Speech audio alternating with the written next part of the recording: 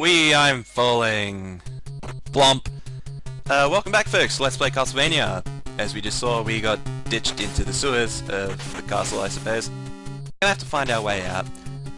I really do like the design of this level, although this level can be a pain in the ass with all the Merman. Yeah, that's this whole drab, dreary nature of horror games that it just really brings that feeling to me about it. As I was saying, again, more enemy placements that really make your life difficult here. Like, the bat keeps coming at me whenever that moving platform comes here, and here's the best example of dickish enemy places. See how those Mermen are going up to those stalactites? Kinda defies the laws of physics for one, or the laws of matter, I don't know exactly what it is, but I doubt they can go through walls. I've tried before, it doesn't really work. But they just come out in the most annoying places, and they just like to knock you in the pits. The bats are just as threatening as well, just because of where they are, and you're probably on a moving platform when one comes at you, so if you don't time your hits well, you're gonna go straight into the water.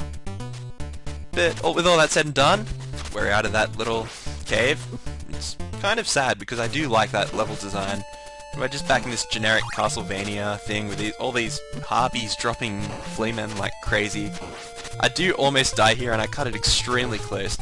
Usually the best way to dodge not Merman, hunchbacks, is to let them jump over you, and when they jump over you, you move slightly in the direction opposite to where they're coming at you, and generally you'll avoid them, and you just hit them with the whip when they come down.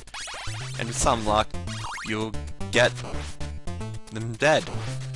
Another thing you'd want to be careful for when you're fighting these things, they very commonly drop axes, and you're going to want to keep the holy water for as long as you can, at least until you get to the last stage. Because otherwise, the bosses in this game can be extremely difficult without it.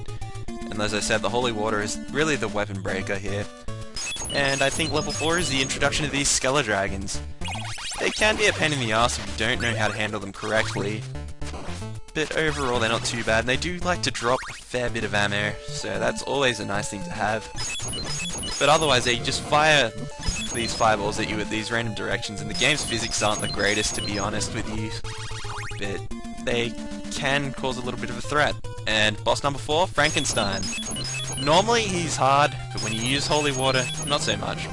They usually have that Fleamen, or Frankenstein's monster, but you don't have that Fleamen jumping around like crazy at you while he's firing fireballs. Still, he isn't awfully difficult, but he goes down pretty easily if you do have holy water at your disposal. Even the cross of boomerang is pretty effective. So I'll see you guys next time when we go into stage 5, when the game really does pick up to its highest level of difficulty.